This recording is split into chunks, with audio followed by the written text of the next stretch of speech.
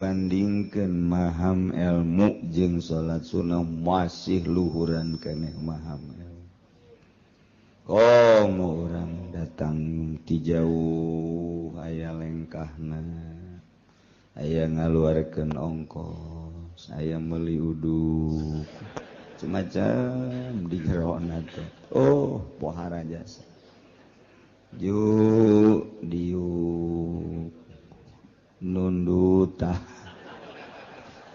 nundutan bae ge leuwih gede tibatan salat sunah. Nundutanana eta masyaallah. Pohara jasa. Mantap ngala ganjaran ngajina nundutan. Pohara jasa.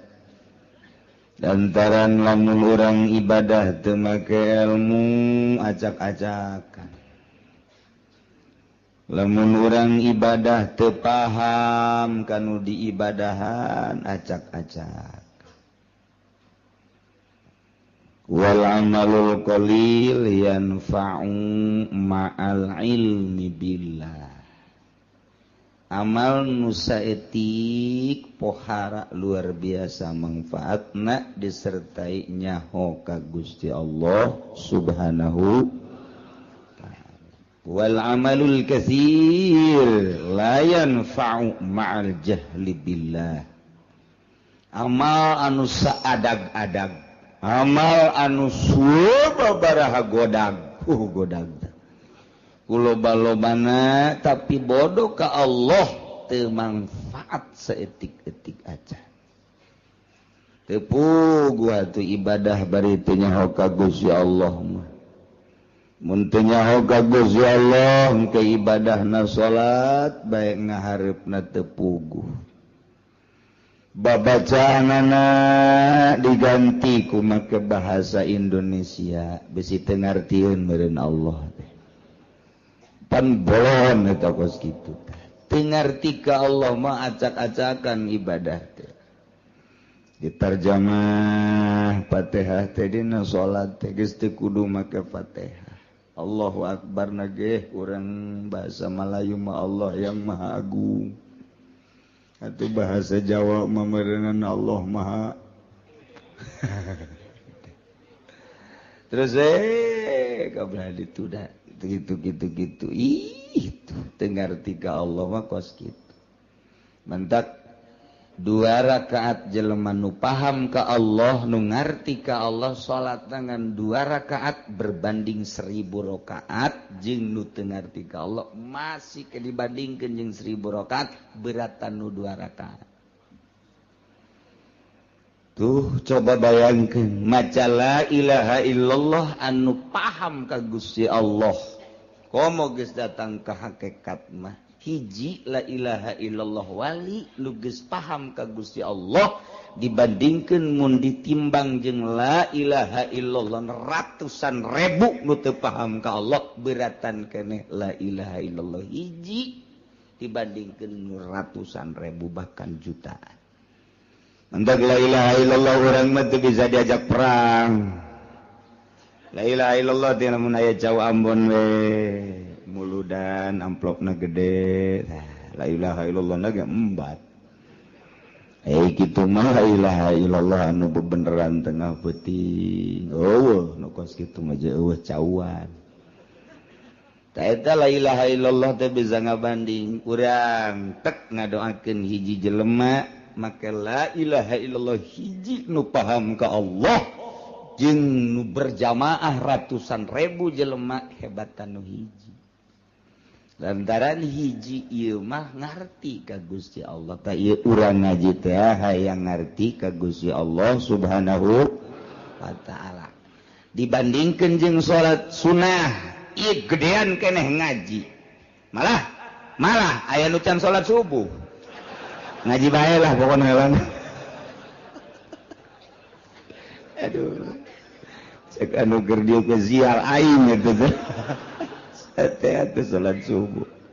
Kambe bau bentek teh salat subuh. Insyaallah karim. Tuh gitu. Jadi urang ieu per minggu urang ngaji teh hayang wauh jeung Gusti Allah Subhanahu wa ta'ala. Bentukna engke mun geus wauh ka Allah moal hayang ngridit eta geus wauh ta ka Allah teh. Lamun nu ngridit can wauh ta ka Allah teh masih kena jauh jeung Gusti Allah. Jauh teh cenah pugu kiai na ge imam jauh teh maka jeung ruku. Mun ngridit kene can wauh ka Allah. Lamun masih keneh beuki nonton TV eta ge can wauh ka Gusti Allah. Mangganing di imah TV ambalayah.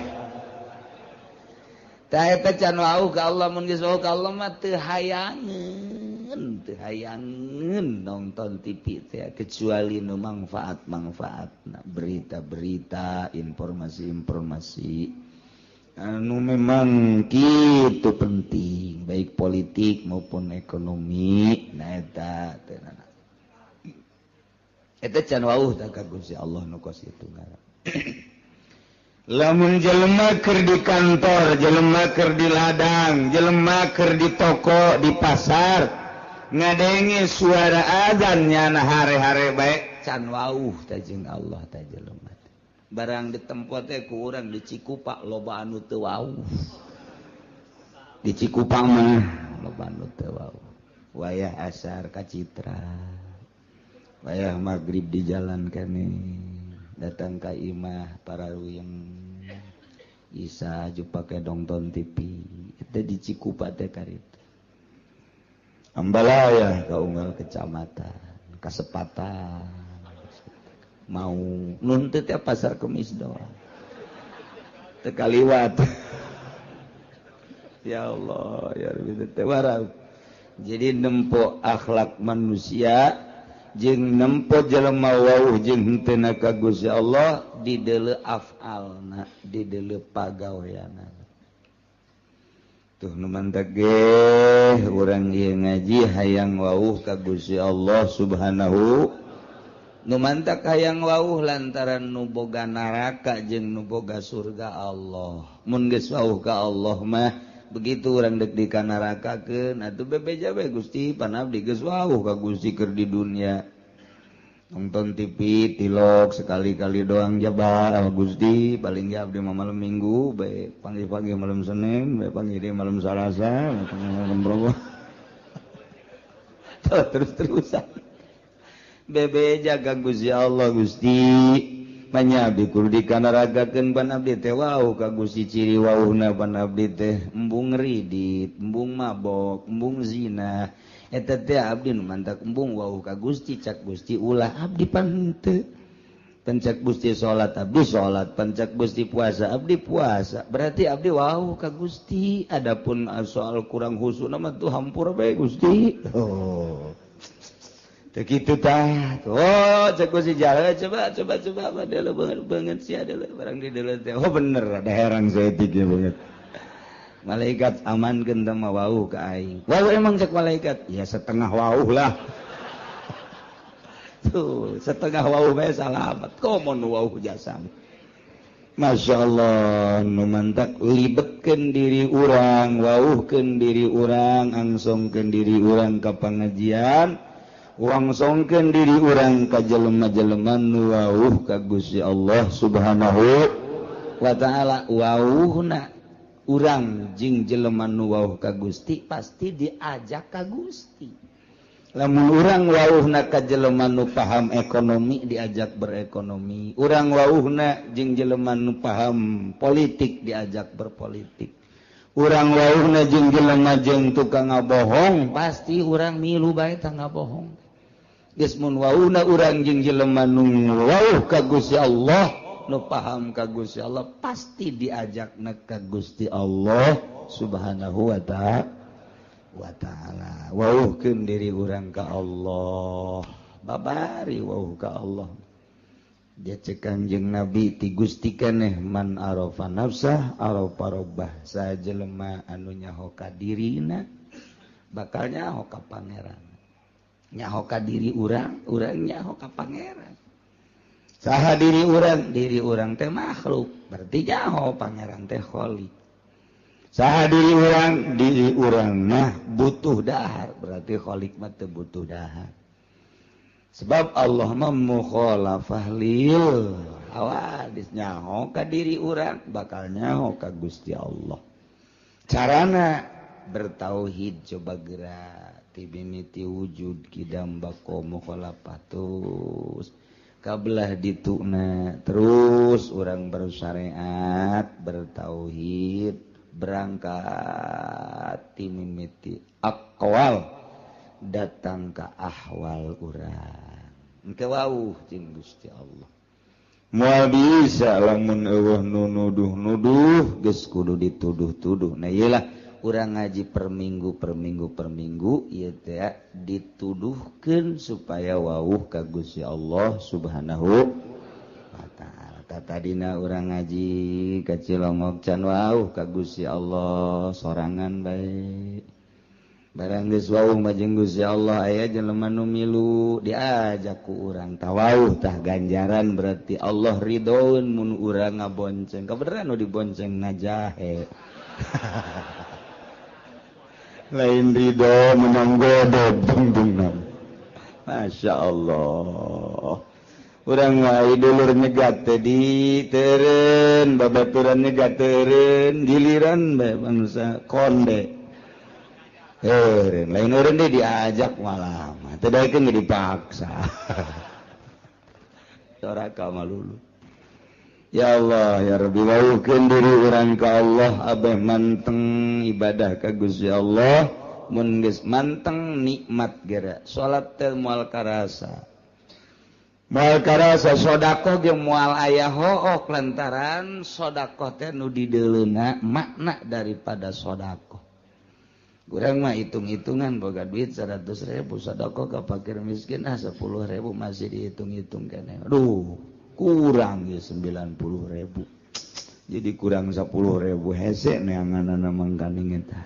Urang mah pabeulit jeung kos kitu bae tapi lamun tek mah ningali ganjaranana 10.000 dititipkeun berarti pake meuli sorga. Naon hartina duit 10.000 lamun dibandingkeun jeung sorga Allah. Tah lamun nu kadeuleuna sorga nu kadeuleuna bidadari tuh digerokeun deui pake mesin ka dieu sia kunaon ye kabeh ye urang lain ka dieu sia kunaon 5.000 bae dicokot deui kombalian tah apo sodako make kombali teu kira-kira tuh ya can paham eta keur carita sodako boro-boro ka batur urang mah ka pamajikan ge pelit jasa ka majikan bae nu sagulung sagalang pelit keneh bae. Pelit jasa ka majikan teh. Bebeja ka balanja malu. Nu kamari pan aya kombalina. Kamari iraha kamari. Sia nyokot. Oh, sabaraha 100.000 meureun paling ge dibalanjakeun 20.000 teh kombalina ka mana? Beuh ka, geus sabaraha poe eta? Sabaraha poe. Tungtungna mah gara-gara balanja hakeuk. Kadenge kata tangga. Masya Allah. Kudunya oke, ka balanja tah. Ka balanja di tah. Balanja deh kak. Beuh lain ye. Masya Allah. Taya urang belajar nu dideuleuna ulah terlalu duniawi tapi nu dideuleuna ukhrawi. Bakal harampang kabeh. Nikmat belajar kos kitu teh kudu belajar lah mun teu belajar mah tuh moal bisa naon kudu belajar ke geus belajar bisa geus bisa jadi ahli geus ahli mah nikmat ahli sedekah ahli ngaji ahli salat ahli mun geus datang ka ahli mah nikmat naon moal datang ka ahli mun teu belajar heula geus belajar heula urang buka duit sabaraha dia 10.000 1.000 heh belajar boga di sabaraha teh kali 20.000 2.000 heh sia boga di 100.000 ya belajar 1.000 kali heh teu naik-naik belajar teh naik-naik geus berarti lamun kelas teh mah kelas 1 bae naik-naik tak kos gitu teh Masya Allah kurang teh hayang naik darajat urang munggu Allah subhanahu wa ta'ala faktor mana sektor mana urang nu bisa ye urang mah kebenaran bogana tanaga pakai naikeun darajat ka Gusti Allah urang mah ku Gusti Allah diberena teh dunia pakai naikeun darajat ka Gusti Allah urang mah diberena ilmu ku Gusti Allah ilmu pakai naikeun darajat ka Gusti Allah Allah mere fasilitas ka urang teh titah digunakeun buat naikeun darajat urang henteu kudu jadi kiai bae henteu kudu jadi pengusaha bae naon fasilitas nu aya di diri urang akur bae pakai naikeun darajat urang dibere dunia coba dunia pakai naikeun darajat henteu urang dibere tanaga coba tanaga pakai naikeun darajat henteu ka aing cak Allah ye pakai teterekelan teh dibere ilmu dibere wawasan dibere ilmu politik dibere ilmu ekonomi dibere ilmu agama dibere ilmu budaya lain sebagainya pakai naikeun darajat apa henteu ieu fasilitas ti Gusti Allah tinggal urang apa ongkos maca Quran kita maca Quran cakolot baheula pan aing mah baheula unu magah lain teu hayang cakolot teh ngan aing mah apal lisan ku ari teh ngan apalna 3 doang hiji Fatihah 2 kuliah 3 kulu jasa kituna ti baheula aing mah ku ari atuh belajar teh hese eta teh Quran dibulak-balik bae bismillahirrahmanirrahim batur mah nu bisa maca Quran fasilitasna atuh nyana mah lantaran bisa nasa kitu atuh eta bae Fatihah dolin kuliah terus kulhu deui Fatihah deui kuliah kulhu deui Fatihah deui kuliah kulhu deui datang ke malaikat geus teu nyatet-nyatet nyaho aing babacaan siang mah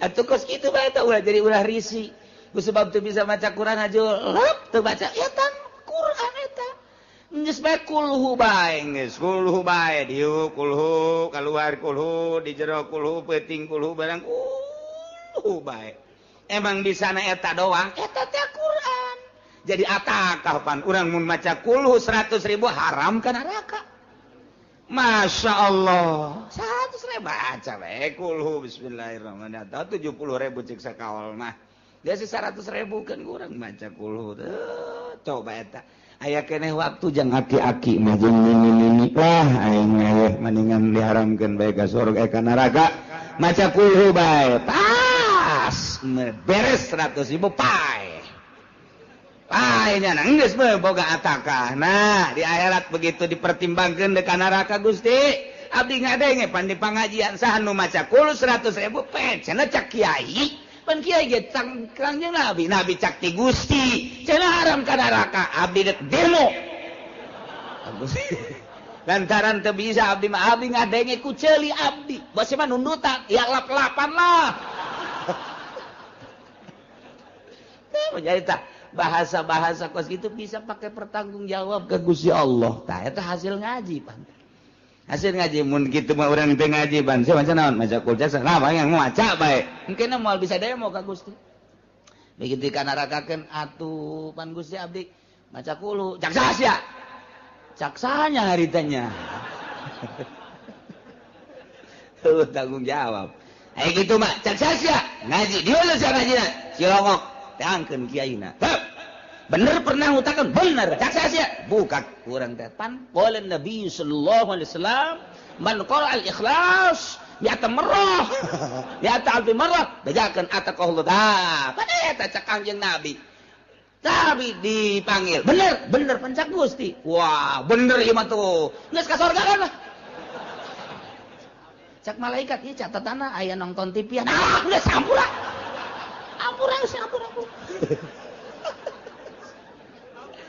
nikmat luar biasa tuh nuhun libatkeun diri urang di pengajian supaya urang ngarti ka Gusti Allah mun geus ngarti ka Gusti Allah ibadah teh mantep mantep para ulama daek maca Quran tengah peuting tahajud maca zikir jeung sajabadah ngarti nyana ka Allah pagon kiai nu ngartina ka amplop bae mah undangan bae kerek nyana undangan aing paruyang ceuk kana ieu duh hese cek puyeng undangan teh kudu nikmat alhamdulillah rineh ya maca Quran nu biasana osok sajus jeung mah undangan ieu bisa 5 juz ieu mah lain rokok beak ye udah nu ngondang sial kas geus ipis ya heran lagi gua dakwah sih kos kitu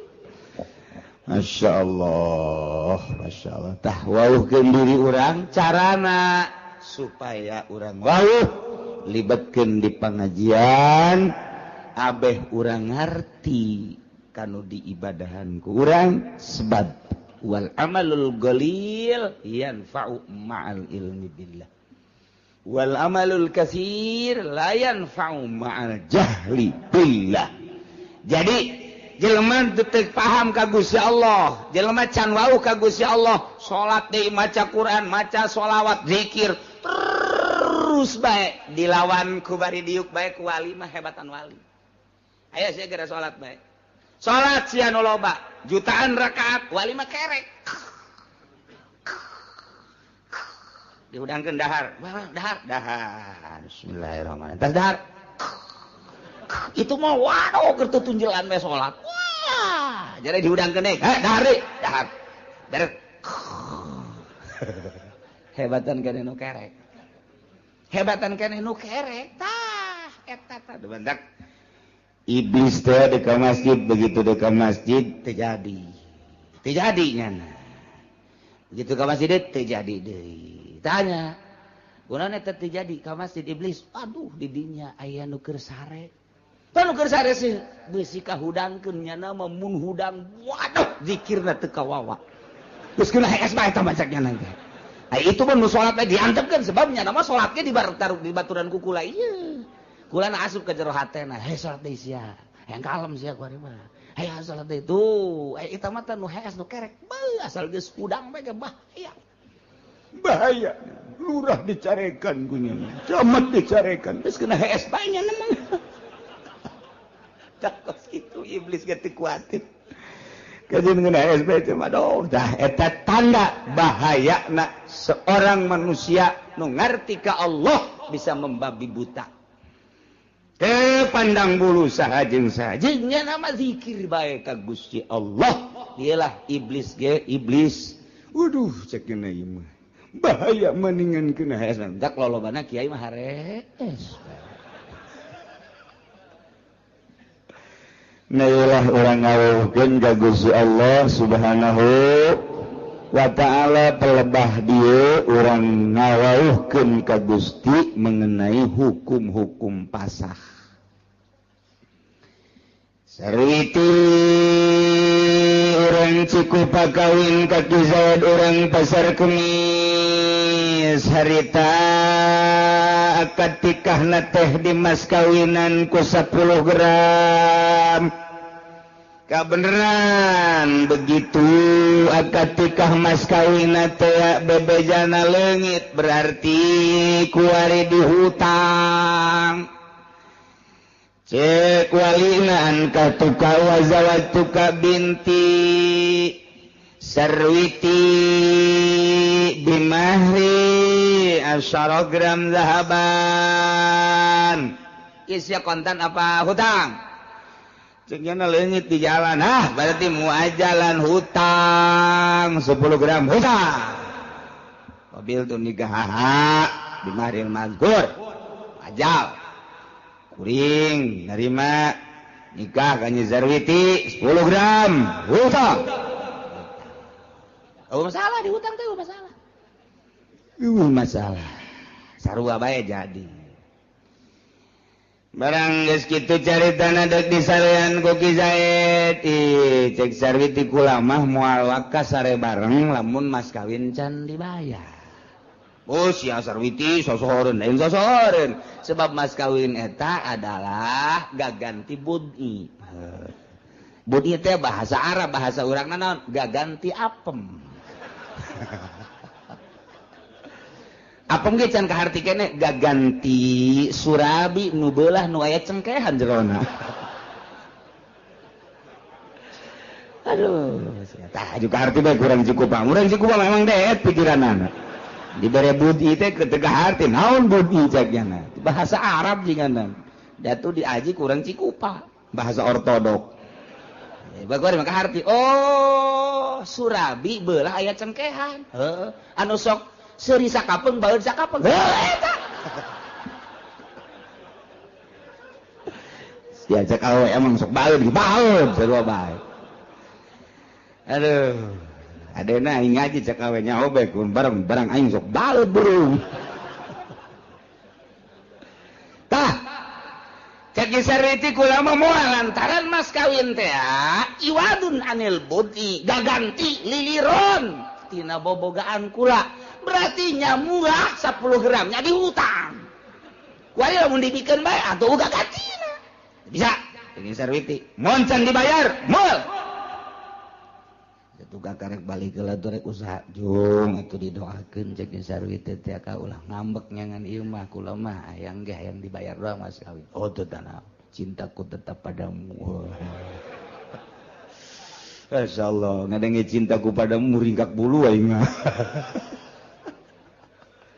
nah usaha eta dikersakeun ieu Kiki Zaid teh usahana ngajejes pas kawin di PHK kuari usaha teu maju-maju malah aya ge sautak saeutik tah tina modal teh dirampas copet beak kabeh mana kontrakan can kabayar mana duit dicopet batur kabeneran deui kabeneran masyaallah kontrakanana bocor ceki Zaid teh ku kieu teh nyaing hirup ye yuk datang ke pamajikan dek ngahibur diri endahan menta mas kawin waduh cek Zaid kieu amat geus sabulan ka 2 bulan ka 3 bulan nah ka 3 bulan cek Zaid teh jakaka can boga ieu jang mayar mas moal bisa kula mah tetep bae mun kakak teu bisa mayar mas kawin kula mah dek meta pembubaran nikah waduh pan berkelanjutan mana kontrakan can kabayar mana modal beak mana pemajikan yang dibubarkeun pertikahanana tah ieu kumaha ieu sarwiti rumah tangga jeung Ki Zaid mas kawina dihutang 10 gram kuari teu bisa mayar mas kawin geus ditanggokeun datang ka 3 bulan bahkan 5 genep 7 kuari teh hampir 1 tahun can bisa mayar mas kawin keneh bae otomatis si sarwiti teh panasaran sanggeusna panasaran kanyahoan kuari memang bener-bener teu mampu nyi sarwitina kuari menta dibubarkeun pertikahanana tah menta dibubarkeunana meunang henteu kulantaran teu bisa mayar mas kawin wa fi sarihi bil mahri aqwalun dina miskin salaki teu bisa mayar mas kawin eta adalah sababaraha kaul azharuha tafsahu qabla waqtin kaul azharna tarjih berarti hasil daripada beberapa penelitian masalah tersebut timbullah kaul azhar na ieu nurutkeun cek kaul azhar seorang istri bisa ngabubarkeun pertikahanana memet diwakti cara ngabubarkeunana wala tasqa hatta yasbuta inda qadini saruhu teu meunang ngabubarkeun pertikahan yana teu aya jalan sarwiti ngabubarkeun pertikahan hingga tetep monggo qadi kamiskinan Ki Zaid jadi laporan berarti nyi sarwiti teh urang Cikupa laporan kuari KKUA Cikupa atau langsung ke kejaksaan pagi cek nyi sarwiti pagi keneng keras amat bendung kuliah greget hayang gegiraan diuruskeun tenang neng tenang negara orang kan negara hukum bohong negara hukum teh pada usero memboga hukum lagi kudu dihukum ih sarwiti paham amat ieu jadi mamarahan kieu enak neng kieu kula boga salaki ngaran Zaid urang Cikupa pertikahan kula jeung menang geus satahun jadi nyana waktu nikah mas kawinna dihutang datang ke kuait teu bisa mas kawin saya lapor kepada bapak jaksa bahwa pertikahan saya dengan suami saya yang bernama Zaid mohon dibubarkan ulah waka dibubarkan teliti heula panggil Zaid mana alamat Zaid pasar kemisnya pasar kemis mana pasar kemis kota emang pasar kemis kota kota Depok mana pasar kepada yang terhormat Bapak Zaid yang berada di kampung pasar kemis kota ongkoh kampung ongkoh kota denan gitu ngaranna saya harap menghadap ke Kejaksaan Cigaraksa sehubungan dengan laporan istri Anda yang bernama Sarwiti mengenai tentang rumah tangga Anda. Diharap menghadap besok pada hari Senin tanggal sekian. Wassalam atau terima kasih demikian kepada Kejaksaan Cigaraksa. Set kirimkan gadit baca Koki Zaid panggilan saya berangkat Ki Zaid gadit itu Zaid ini nama Zaid betul Pak punya isi yang bernama Sari yang Cikupa betul Anda waktu pernikahannya mas kawinnya dihutang 100 Pak 100 ya Pak betul Pak sampai saat ini sudah 1 tahun mas kawin belum terbayar lunas betul Pak lantas kesiapan Anda bagaimana? Tiap jam, tiap hari saya siap. Tapi sampai saat ini belum bisa membayar, Pak.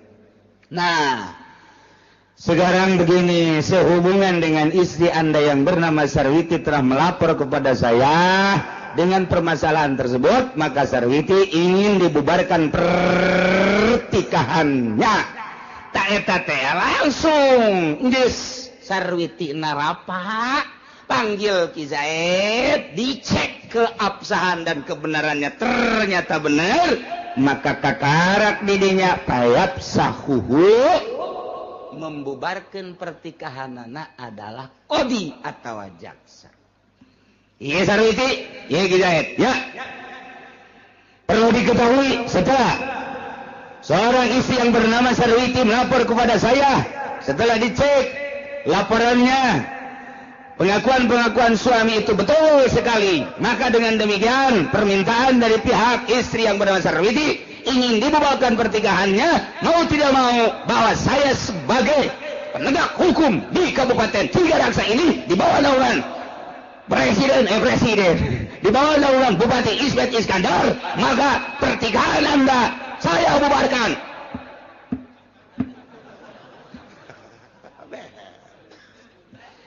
Balik Sarwiti sia ka ditu balik idah geus nya sia 3 kali sucian beres cek Zaid moeng ngomong bubar jangan bogoh jasa 1 juta kali bohongan sia teu mampu bayar mas kawin balik sia minta ongkos tolong kain lain mere ongkos cak jasa minta ongkos bapak-bapak anu berpunya hukum kula ka ditu mah nya kudu leumpang ka pasar kemis segala sia baku aku latih rakyat bapak ongkosan atuh Pak ongkosan dah ongkosan Pak itu pada duit 100.000 saya buka sepeda teh jangan aing ke ditu ojol ngaranna tuh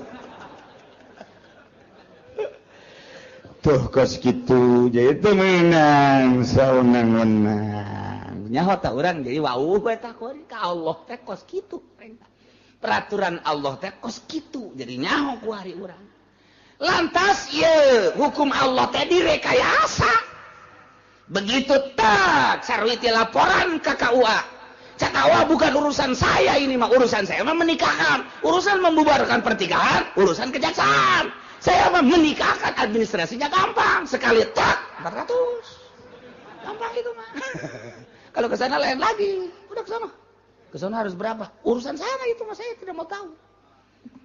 Datang ke kejaksaan bisa diterima harus ada uang 3 juta. Nu 3 juta iyalah nu pinarakaeun. Cukup jang jaksa kokojayan di neraka ku 3 juta.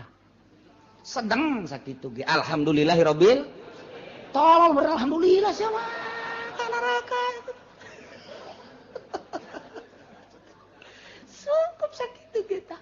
sebab lain dek negakeun agama Allah berarti nyana endek meraup keuntungan dari hukum-hukum Allah nu kuduna ditegakkeun tapi dibuat lahan geura modar sia aing mah ngan ngabejaan doang bisi aing ke di sidang ku Gusti Allah aja uci bener sia ngayakeun pengajian bener pernah nyaritakeun bahwa uang eta teh haram aya saksina jaksa aja jaksana nyala nu nyokot duitna jadi nyala jadi saksi nyala nu nyokot duit sedang sakitu ge tuh lumayan dah mun teu pernah nyaritakeun bahaya kunaon mah sakadar nyaritakeun tama karasa kareuntut ka jero hate jaksa langgeng ku sia teu karaksa ngojari sia di neraka sakitu doang kula mah ngan ngabejakeun doang cak jaksa aing minggu hareup moal ngaji kadi itu sia aing mah teu ngajakan ngaji ka sia aing mah dek nyampekeun hukum doang Kiai cenah aing kebae bagi dua bae. Tolong bagi dua.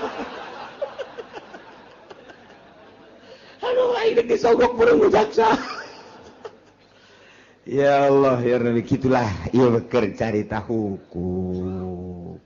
Jadi di jero hukum aya lahan untuk mengambil keuntungan dari hukum-hukum Al-Qur'an anu geus dijabarkeun ku Kangjeng Nabi dikemas oleh ijma ulama dijadikeun lahan di negara ku hakim-hakim ku jaksa-jaksa mejeuna jang kokojayan di neraka ge lain negakeun jeung ngabereskeun hukum anu berkendala manusia supaya pong jaheuh horeng laporan teh ngeunaheun ternyata karasa adilna Al-Qur'an jujurna jaksa nikmat amat diakuilah ku masyarakat bener-bener jaksa penegak hukum bener-bener Al-Qur'an teh karasa ka jantung karasa ka sanubari karasa ka urat-urat ge ngeunaheun jasa horenganan ketika orang boga kendala dak cair ieu mah kumaha laporan atuh ka ditu sangat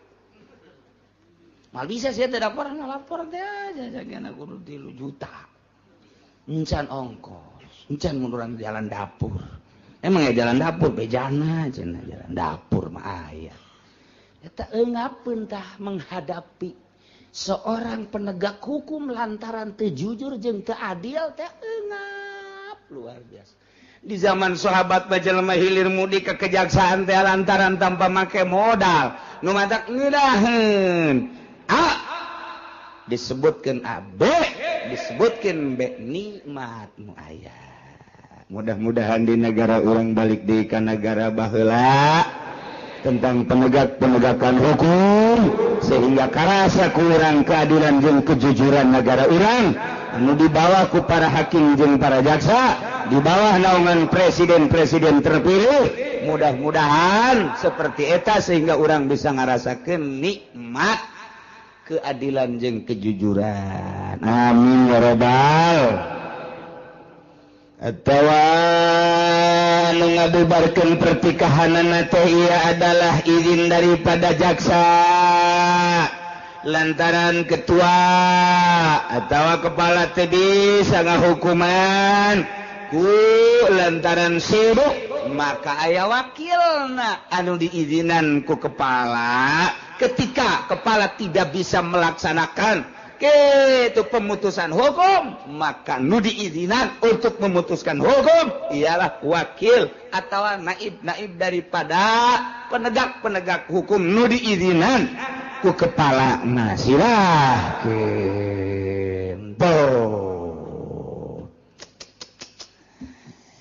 eta teh lamun qoblawatin memehwati kumaha lamun geus diwati Zaid kawin jeung Nyi Sarwiti mas kawina dihutang ditanggokeun ku Nyi Sarwiti hees bareng datang ka 3 bulan barang 3 bulan Ki Zaid teu bisa mayar mas kawin keneh bae nyaah jeung deudeuh mah aya ja cinta ieu karunya Nyi Sarwiti begitu ditoel langsung nangkara masang Nyi Sarwiti teh masang atuh der bae diwati geus ka ditu nama meureun ngarasakeun ngeunaheun ieu atuh geus lain sakali 2 kali berterus-terus rumah tangga ditanya deh ku Nyi Sarwiti geus ka 7 ka 8 bulan bahkan ka setahun ka kumaha ieu masalah mas kawin ditanya deh teh tetep ngabaget Ki Zaid teh ya nih teu bisa mayar mas kawin Nyi Sarwiti Ki Zaid teh ieu teu bisa mayar mas kawin teh ka belah dieuna Nyi Sarwiti minta pembubaran nikah duh jadi masalah kuari kumaha lamun Nyi Sarwiti mas kawina ditangguhkeun diana di hutang 10 gram kuari mah diwatina geus diwati mas kawin can dibayar keneh bae kuari Nyi Sarwitina lapor minta dibubarkeun pertikahan menang apa henteu hakim minta ngabubarkeun pertikahanana wa fi sarihi bil mahri. Tidak masalah tu bisa mayar mas kawina seorang suami terhadap istrina. Ya beberapa kaul azhariha. Menurut kaul azhar mun memeh wati mah bisa dibubarkan la ba'dahu. Teu bisa dibubarkan pertikahan Nyi Sarwiti terhadap suamina nu bernama Zaid lantaran nyanana geus diwati. Sebab eta mas kawin teh iwadun anil budi kuari can dibayar mas kawina geus diserahkeun lantaran karunya teu bisa dibubarkeun tama walaupun tetep bae hutang bae mas kawin tetep hutang dan pembubaran nikah mah teu bisa lantaran geus diserahkeun tateh bobogaanana ka Ki Zaid kitu caritana. Eta mah precis ongkos jelema jual beli Zaid ngajual motor kaki Umar harga 10 juta Zaid ngaranna Bai Umar ngaranna Mustari tak eta jual beli geus jadi secara omong-omong 10 juta wari tinggal nyerahkeun dina barangna yakni motor tah kuari si motorna ieu aya nu maling motorna aya nu maling duit da can diserahkeun motorna aya nu maling ta eta jual beulina geus langsung bubar bae geus teu bisa dilanjutkeun lantaran duitna ge encan dibikeun motorna ge can diserahkeun kabeneran motorna ieu leuwit atau memang motorna bubar teh akad da naon-naon. Tapi lamun motorna geus diserahkeun ku ari Zaid ngajual motor kaki Umar motorna ku ari geus diserahkeun duit nama encan kan motor geus diserahkeun jadi teteh jual belina motor geus diserahkeun duitna begitu ditagih icuk colek icuk colek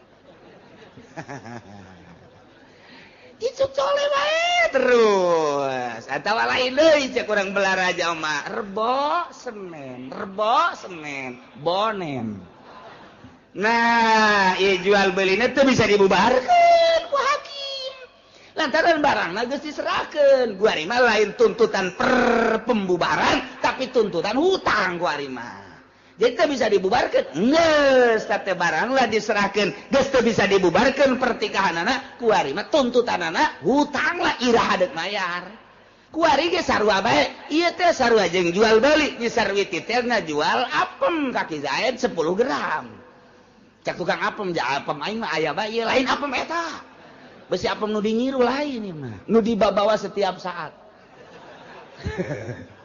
nah eta teh geus diserahkeun ku ari apemna kaki Zaid tuntutanana teu meunang pembubaran pertikahan tuntutanana ku ari mah tuntutan iraha deuk bayar mas kawin sarua tuh ieu mah keur carita contoh Zaid ngajual motor kaki Umar 10 juta motorna geus diserahkeun kaki Umar tinggal duitna encan ja Caki Umar engke soleh barang sore engke icuk ditanya icuk engke tole icuk deh jadi eta motor mah geus jadi teu meunang pembubaran pertikahan perjualbelian teu meunang lantaran geus diserahkeun barangna ka ditu kuari mah dituntut teh adalah iraha deuk bayar hutang.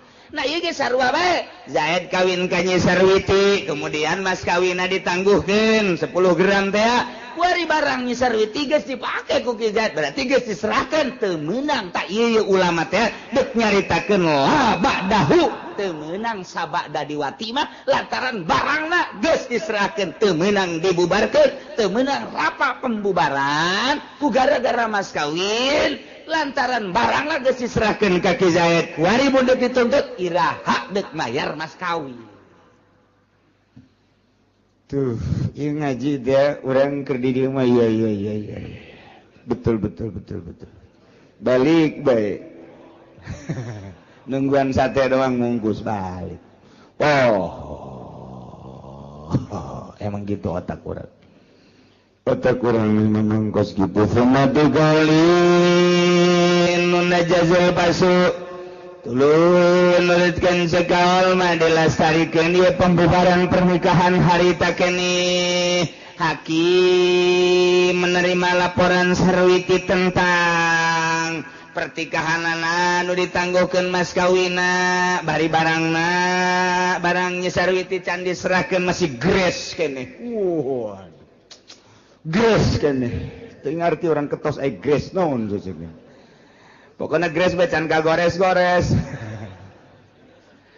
masih orsinil kene. Nah tanya Ki Zaidna bener can pernah ditoel-toel acan embungin asal ditoel ngajimpret syaratna mas kawin kudu dibayar heula lantaran geus akurat ieu ti dua belah pihak dalam rangka pemutusan hukum menurut cek sakal yurjazul pashu lastarikeun luruskeun harita keneh begitu geus dicek kebenaranana bubarkeun pertikahanana tapi wal azhar imhaluhu salasata ayyam cekal azhar mah tangguhkeun sampai 3 hari. Sarwiti ya Bapak terima laporan saudara dan setelah dicek kebenaran Ki Zaid pengakuannya betul setelah 1 tahun ini dia tidak mampu untuk membayar mas kawin. Dengan demikian Bapak tangguhkan dulu sampai 3 hari.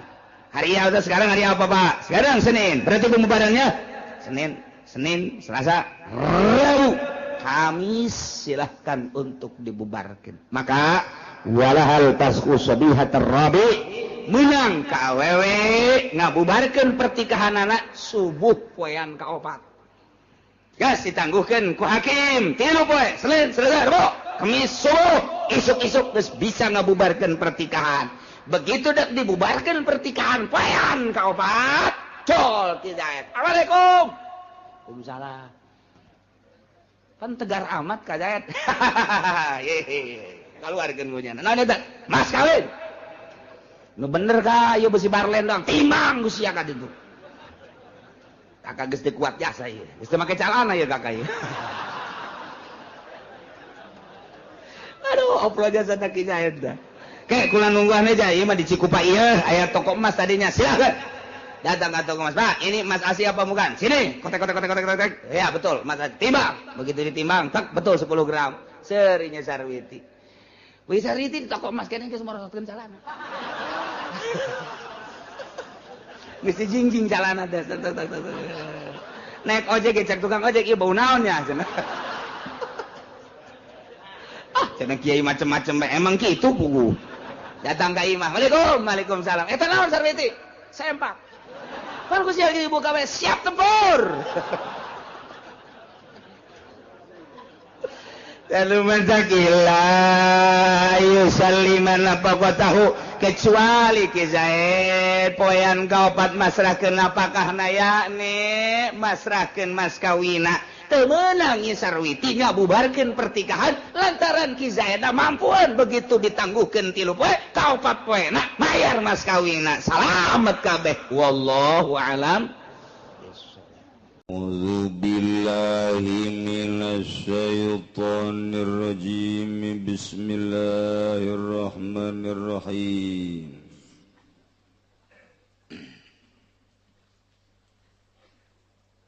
wa 'alaiha irda'u waladiha allaba lan iku wajib ing atase utawi nyosoni ing anake allaba ing puhan wiwitan mabadahu gari-garing dalam sahusana yarda ilam yujad ilahiya lamun waratin nemu angin sopaya wa ajnabiyatun atawa wadon kang bangsalian wajaba yardahu maka wajib apa nyosoni ing walad wa in wujidata lan lamun tinemu ya karone lan ajnabiyah lam tujbaril maka ora den paksa sapa mboke in ragibat wa yaman kuatu abi maka lamun demen ya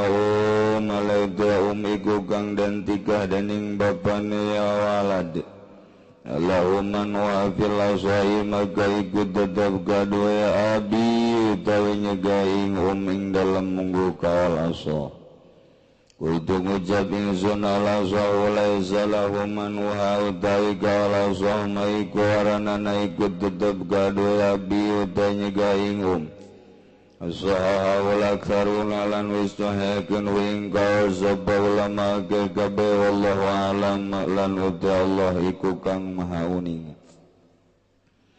ini tafaqa maka lamun mabakat jagarane lan nabi wa darabat dan nyupriya mujada mislin ing buruhan umpama ujibat maka dan subadanan ya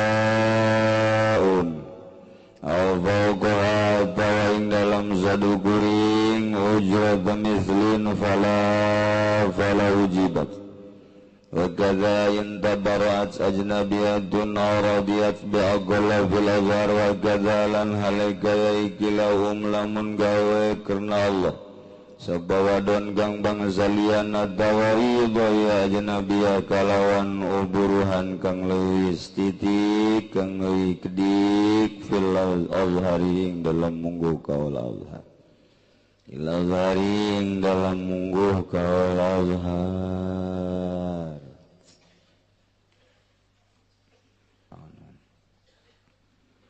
Pertanyaan bagi kalau kita investasi uang pada usaha tertentu, misalnya usaha tempat pembibitan, peternakan, sekaligus pemotongan daging sapi atau kambing dengan pembagian keuntungan setiap penjualan daging tadi. Per kilogramnya kita diberi Rp1.000 dan dibayarkan awal bulan. Apakah uang yang Rp1.000 tadi termasuk riba apa bukan? Riba itu siapa kos gitu. Iya mangga sababarakari pertanyaan kos kieu can kahalal artik bae ku hulu sia. Segala daging, segala tek-tek bengek gitu-gitu kene, itu kos bang kene. Daripada kos kieu mending nenden duit di bank bae deposito. Gitu-gitu kene. Cenah ieu mah dagang dagang kos kieu teh ngaranna kitu syirkah. Dek syirkah dek kirod sabodo teuing dagang mah aya aturanana asal urang kabehan nyaho. Artina nyaho teh kieu urang dek invest di hiji perusahaan di NASA misalnya ulah letik-letik lah NASA lah urang boga modal pangletikna di NASA urang mah 1 miliar letik nya nama meureunanan bangsa 100M urang 1M tak urang teh mun deuk invest kudu nyaho modal keseluruhan nu nyana sabaraha nu ibu itu nu ibuna sama boga ibu pode daing ngaranna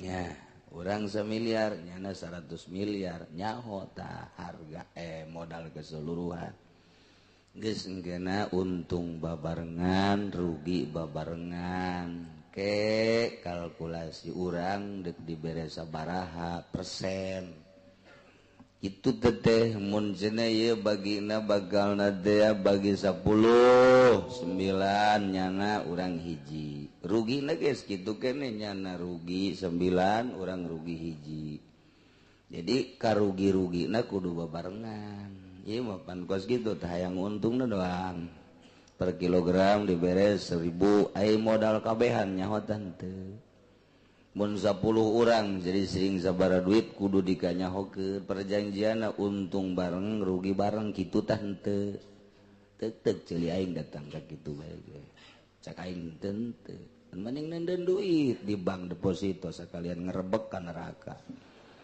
oleh segitu bae sih urang nunda duit di tukang emas toko emas biasa sokadari itu Tasikmalaya itu Garut Bandung pedah nu dagang nate tetangga atau kawauh engke urang dibere per bulana kadang-kadang sok dibere urang teh gitu 500.000 atau 1 juta eta kos kitu riba lamun urang kadinyana lain nginjemkeun mun nginjemkeun ulah hayang dibere Izreta mah karena Allah subhanahu wa ta'ala lillahi ta'ala Allahu akbar mun hayang untung atuh kudu pasini ye kula boga modal ye cek tukang emas ayu urang babarengan ayu sabaraha dinya modalan ye nu kula ye adalah 100 juta tah nu bapa sabaraha kudu dikanyahokeun nu tukang emas tah sabaraha ai urangna doang mah nyaho itu teu jaho riba ngaranna ieu kudu nyaho nu bapa sabaraha nu kula mah 1 miliar oh kula mah 100 geus jadi engke pembukuanna tiap bulan kudu dikanyahokeun ku kabehan pan babarengan dagangna manya babarengan nu nyahona tukang emas doang urang henteu ih pikir atuh ku hulu sia ai babarengan kudu nyaho geus kumpulan nih 100 sebulan sekali atau seminggu sekali penjualan poe anu tanggal sekian ieu sekian tuh jadi sebulan keuntungan sekian nya tah berarti ieu urang bagi 10 kula 9 maneh hiji bulan kedua gitu kena bulan ketilu tah ieu rugi bulan anu rugi jadi ai kerugian dina bulan ieu kerugianna 10 juta geus aing 9 juta rugi sia 1 juta daek henteu sia kitu tah geus kitu eta ngaranna babarengan ieu urang hayang untungna doang dagang sapina ge teu nyaho nimbangna saha aju kumaha geus teu nyaho bae tukang non gitu ngaranna tukang sampe diajak dagang daging mal beres tak kudu nyaho kabehan dek di toko emas dek di pabrik nasa dek di perusahaan daging kudu nyaho kabehan mun 5an modal keseluruhan sekian 1 miliar si A sekian si B sekian si C sekian si D sekian nah si C sekian terketahui modal keseluruhan ti A B C D E tah kanyahoan kuari ndek bagi kumaha itu geus untungna bareng rugi bareng ieu mah pan lain unda duit di toko emas sebulan ngalir giliran rugi bae dicokot pan duitna Pak gara-gara dia lah yang mesti kabulu bahaya cenah ieu duit dicokot embung rugi eta kos kitu riba geus dikieu-kieu riba bae kajian kumaha kecuali nuturkeun sakumaha tadi. Saya punya hutang sama orang tua tanpa diketahui oleh kakak dan adik saya sebelum sempat bayar kedua orang tua saya telah wafat. Bagaimana cara saya membayar hutang tadi atau harus diserahkan kemana? Gampang, kadiekeun bae ka aingkeun. Ahli waris nah tuh lantaran eta termasuk tirkah. Jadi bagikeun ke ahli waris bayarkeun heula aju bagikeun ka ahli waris Kemudian misalkan saya punya hutang emas 5 gram ke Ki Umar tahun 2010, tahun 2011 saya mau bayar tapi Umar minta diganti sama uang dengan harga emas sekarang. Apakah boleh menurut agama? Permintaan uang tuh menang baik hutang emas ngan ku emas deui. Mun tadina 10 gram bayar 10 gram deui. Tahun kamari hutang 10 gram ku harga 10 gram. Kabeneran hayang ku duit baik tinggal diduitkeun bae sabaraha duit. Ya geus kitu mah teh mah geus babarina ge babarina deui. Geus beres.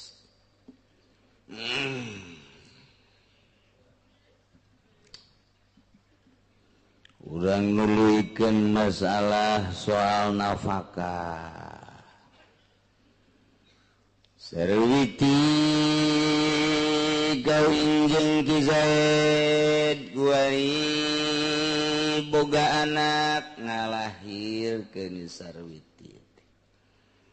Eta anakna begitu datang ke alam dunia, Sarwiti sebagai ibuna wajib nyusuan anakna. Sakali deui. Walaiha wajib kanyi Sarwiti irdo waladiha nyusuan anakna allaba kana susu pertama. Lantaran susu nu pertama etalah anu bakal ngajadikeun kekuatan kasih bayi. Maka wajib nyi Sarwiti nyusuan anakna kanu pertama wajib tah. Borosot azanan sunah ku bapana katuhu azanan kenca komatan supaya nu pangheulana kadenge kunyana ulah suara televisi. Ulah suara HP, jauhkeun HP. Beusi keur borosot nang minung. Nah, kadenge oh iya berarti. Ulah jauhkeun tina suara-suara kitu azan. Allahu akbar. Ngadengikeun orok teh oh, sakieu ge urang di azanan nonton TV bae. Komo mun teu di azanan meureun baheula. Oh, masyaallah. Tah beres andian atau geus si pandian azanan si orok dibersihan langsung susuan ku cai susu nu pertama laba ngaranna etalah anu bakal ngajadikeun kekuatan kanu jadi anak.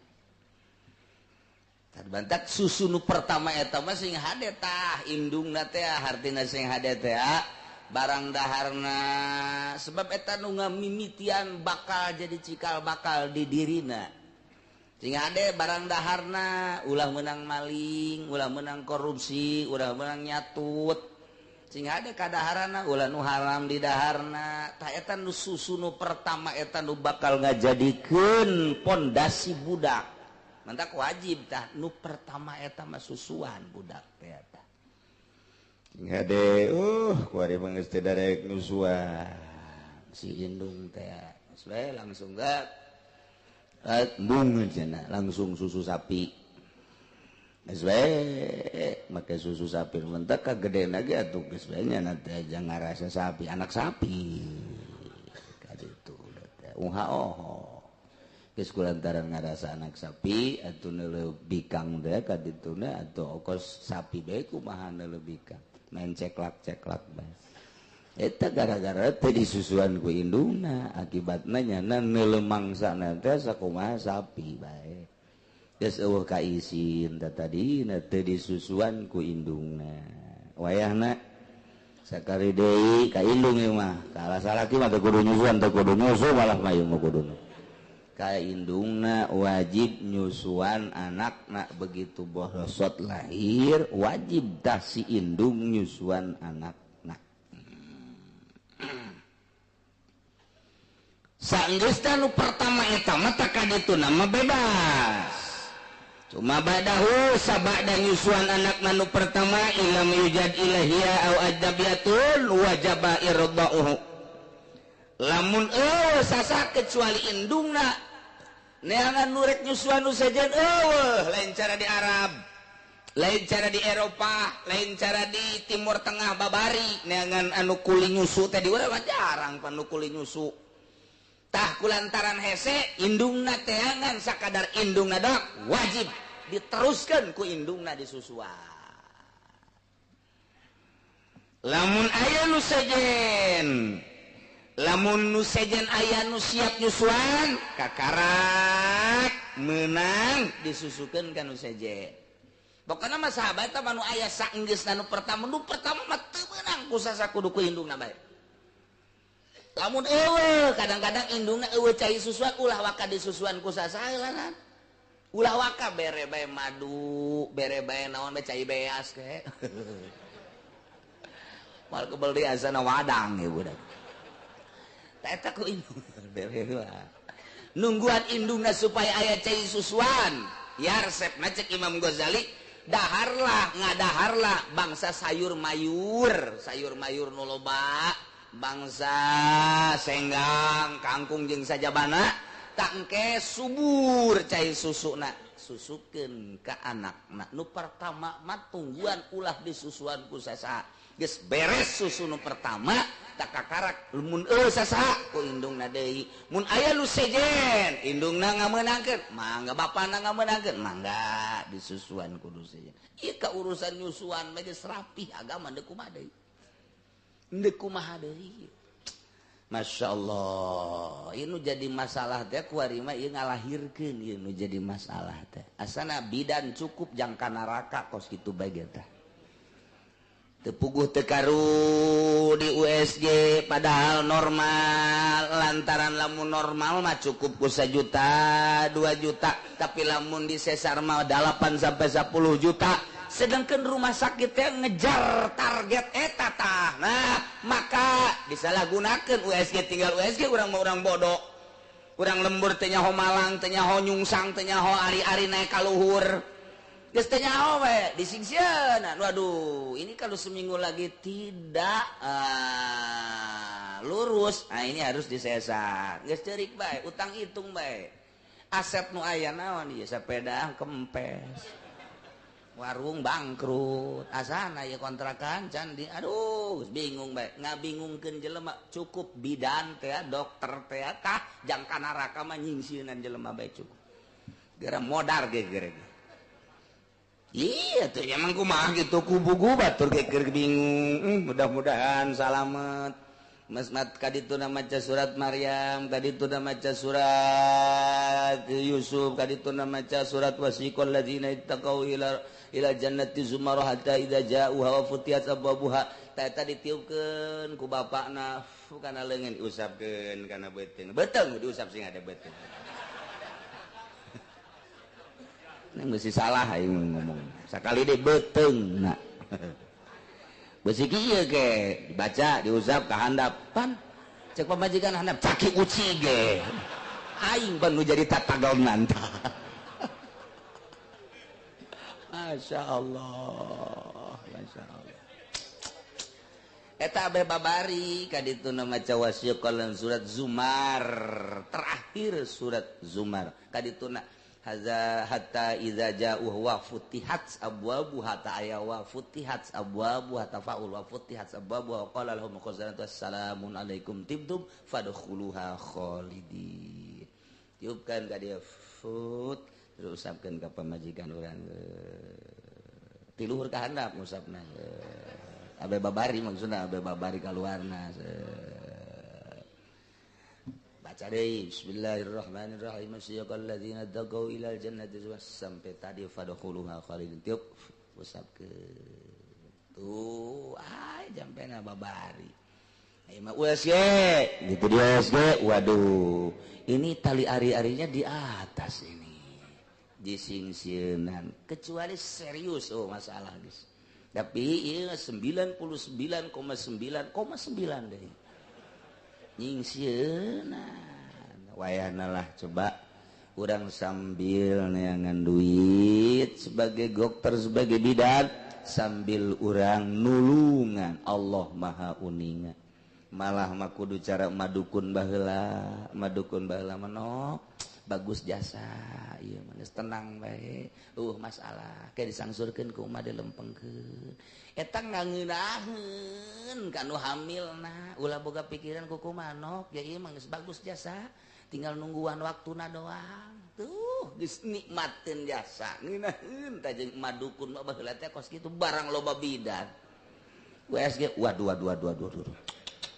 waduh ini mah udah kalau enggak besok ini bahaya udah saya sarah aja disingsieunan geus sababaraha macemnya sieun nya teu boga duit kapan geus macem-macem jasa ta eta teh nyingsieunan kitu teh doraka gitu masyaallah na di akhir zaman mah beuki canggih beuki sararieun baheula mah dukun diusapan digedog diluruskeun masalah nok di meja bagus padahal mah aya masalah tetep di bejana masalah ke ku emak dibantuan mana salah kina di tengah heujeun pamajikan anu ngalahir salakina anu ngaheujeun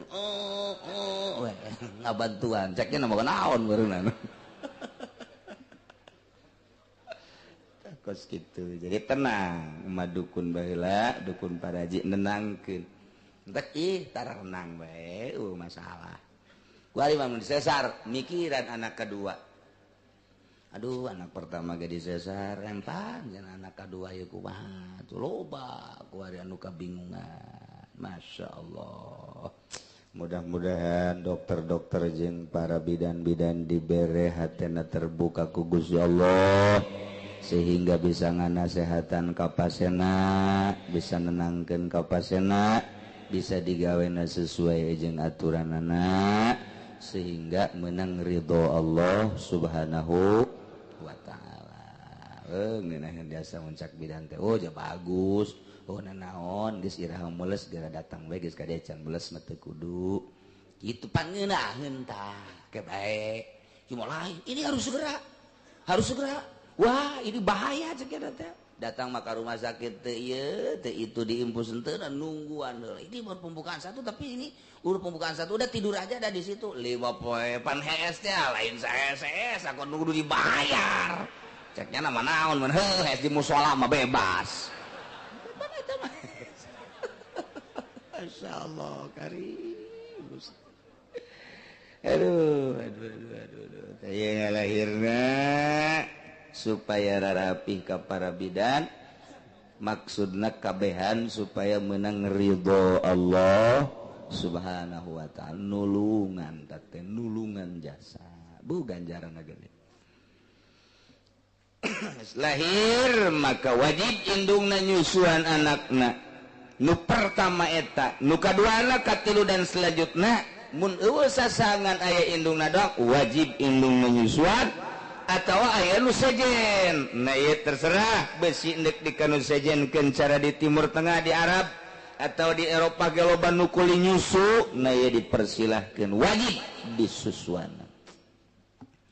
wa in wujidata tadi malamun eueuh sasa ilahia kecuali indungna wajib indungna nyusuan eueuh sasaha ila ajnabiyatun kecuali awewe nu sejen eueuh sasa ngan aya ge nu sejen dong wajib nu sejen nyusuan sebab mun teu nyusuan domadarat idror ngamadaratkeun cek syariat bisa maot mun teu disusuan wa in wujidata lamunnya indungna aya nu sejen ge aya nu siap nyusuan lam tujbaril teu meunang dipaksa indungna kudu nyusuan nu penting mah budak aya anu mangnyusuankeun teu mesti indungna bae kabeneran indungna dilarang mah ku salakina aya tapi nu nyusuan nu sejen neng ja aya ieu tuh nu nyusuan nu sejen neng mah ulah nyusuan pan kunaon kitu Kak osok bedek bedek ada udah burat teh gitu asal tak nyusuan we gua usah kumaha urang Turki nah di dele-dele teh waduh tama tuh aya 2 letreun mah nah ulah nah eta lamun dilarang terserah lamun atuh ngobrol-ngobrol atuh ulah susukeun ka batur asi aya mah tapi lamun eueuh nu nyusuan nu sejen aju kitu aya ge indungna doang teu meunang dilarang-larang mun aya nu sejen teu bisa dipaksa indungna teu meunang beundek bae mangga henteu bede masalah bayeun rogibat wa yaman gua tu abi mun nyanana hayangeun si indungna nyusuan resep pisan ka anak rasa deudeuh rasa cinta sedengkeun indungna teh termasuk nu ditika ku bapana eta teh tadi palahuman wa pilasoh meunang kanu jadi bapana ngalarang pamajikan asli nah ieu dilarang ulah nyusuan geus bikeun bae kanu sejen teu naon kos kitu aya 7 kabehan tapi cekaul asoh laisa lahu man uha teu meunang kanu jadi salakina yen ka bapana eta budak ngalarang indung budak tina nyusuhan wa sahahul aktsarun disahihkeun kaul ieu ku seseueurna ulama wallahu a'lam fa ini tabaqa talabat ujrata misin ujibat wari pamajikan jeung bapana budak jeung emakna jadi suami istri pas ini geus kuari malah disusuanana sanajana nu sejen ge ku neng bae oh ku neng bae ulah ku nu sejen ulah atuh teu naon tadina mah kula moal hayang bebas bae gitu henteu lah ku neng bae susuan ceuk salakina teh cek pamajikanna teu naon ngan kurang mah bayar sabaraha tuh bayarna teh eta teh sapoe teh kudu dibayar 50.000 eta harga biasa eta 50.000 teh harga biasa cek salakina lamun sapoe 50.000 10 poe 500 sebulan 1,5 juta kan pencit bae aing atuh tadi mun 1,7 50.000 bayar non gitu kan eta murah eta sakitu teh 50.000 aduh tawar jadilah 40.000 sapoe eta teh hayang dibayar si pamajikan anak nyusuan anakna teh nu tadina ja aya ieu batur mun batur mah tetep teu dipasinikan wajib disusuan ku manehna ieu mah lantaran aya batur nu siap diburuhan eta teh meunang kan dikabaturkeun ku ari mah ditita ku salakina geus bae kuneng melah ulah ku batur atuh teu naon tapi kula bayar sapoe 50.000 aduh tawar jadi 40.000 wajib tadi bayar pamajikan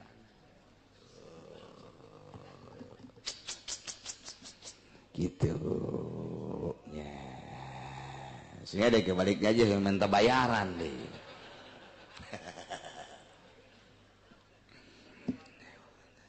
au fauqaha fala saluhureun harga misilian saluhureun biasa kebiasaan awewe buburu teh buburu nyusuan 50.000 sapoe eta biasa geus bisa ditawar ke urang 40.000 iya bapak majikanana yang dibayar sapoe 75.000 atawa 100.000 tah eta mah keukeuh ulah daek nyusuan anak ya tapi bayar 75.000 oh ka 100 mah eta teu wajib dicumpuanan kudu jadi bapakna lantaran mahal teuing